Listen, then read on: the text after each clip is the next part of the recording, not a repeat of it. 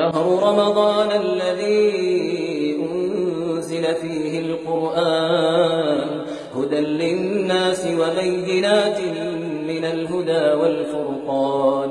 بسم الله الرحمن الرحيم. Assalamu alaikum al'ummar Najeriya. Ni Muhammadu Buhari ina son amfani da wannan dama na miƙa saƙon barka da shan ruwa da fatan Allah ya karɓi ibadunmu baki ɗaya. Haka kuma nake ƙara kira ga jama'a da a yi amfani da musamman wannan lokaci mai albarka na watan Ramadan da Allah ke karɓar addu'ar bayinsa wajen sanya ƙasa a addu'ar kawo ƙarshen dukkan matsalolin da ke damunta, ya taimaka mana wajen sauke alƙawurran da muka wa al'umma wannan ƙasa daga mummunan raunin da aka yi mata. Ubangiji Allah ya ba mu damuna mai albarka domin al'umma su sami abinci cikin sauƙi.